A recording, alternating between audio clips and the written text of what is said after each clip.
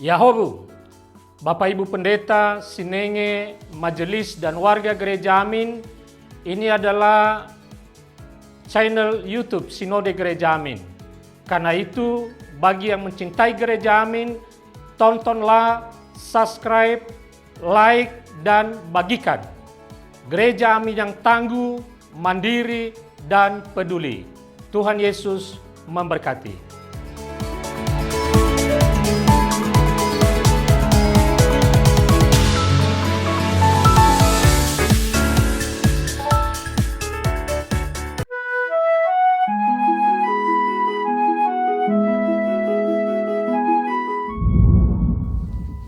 Sahabat YKB yang diberkati Tuhan, salam jumpa dalam acara Wasiat Kekal berupa renungan firman Tuhan yang memandu kehidupan kita. Kali ini bersama saya, Pendeta Robert S. Pandiangan dari Gereja Huria Kristen Batak Protestan HKBP Resort Mampang Perapatan, anggota PGW DKI Jakarta. Renungan kita hari ini, Minggu 6 April 2025, yang ditulis oleh Pendeta Mungki A. Sasmita dari GKI Sangkrah Solo dengan judul Integritas, yang dilandaskan pada Injil Yohanes 12 ayat 1-8. Dan yang akan menjadi pusat perenungan kita adalah Yohanes 12 ayat 6. Sebelum merenungkan firman Tuhan, marilah kita berdoa. Ya Allah Bapa, di dalam anak-Mu Yesus Kristus Tuhan kami, melalui rekaman di YouTube ini, kami mau bersekutu dengan Engkau ya Allah Bapa.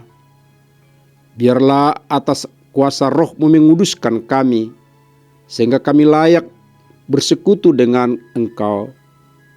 Dan biarlah melalui Roh-Mu yang kudus juga menguatkan kami untuk senantiasa mengimani apa yang Tuhan katakan, supaya kami benar-benar dalam kehidupan ini diteguhkan. Terima kasih ya Allah Bapa, di dalam anak-Mu Yesus Kristus Tuhan kami. Amin.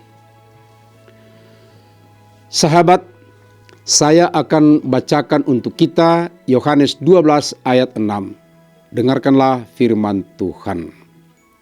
Hal itu dikatakannya bukan karena ia memperhatikan orang miskin, melainkan karena ia seorang pencuri.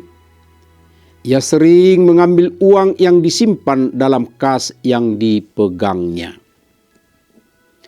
Sahabat, banyak cara untuk menutupi kebohongan dan kejahatan. Di antaranya adalah berpura-pura peduli pada orang lain, padahal sejatinya ia hanya peduli pada dirinya sendiri. Yudas adalah bendahara. Kedudukan itu mensyaratkan suatu integritas diri. Artinya orang itu harus jujur dan bisa dipercaya. Yesus menunjuk dan memberi kepercayaan kepada Yudas sebagai bendahara. Tetapi Yudas adalah contoh orang yang tidak memiliki integritas. Ia berpura-pura peduli pada orang miskin, padahal sejatinya tidak demikian. Itu hanya kepura-puraan untuk menutupi niat hatinya yang sesungguhnya. Yudas melihat bila minyak narwastu itu dijual dan disumbangkan kepada kelompok Yesus, maka uang kas akan bertambah 300 dinar. Itu bukan jumlah yang sedikit. Itu adalah jumlah sangat menggiurkan bagi seorang pencuri. Sahabat, seorang yang berintegritas adalah orang yang kata hati dan perbuatan serta perkataannya sama. Ia tidak mau memanipulasi orang lain untuk kepentingan diri sendiri. Ia tidak akan pernah mencederai kepercayaan yang diberikan kepadanya, melainkan menjaganya sekuat tenaga.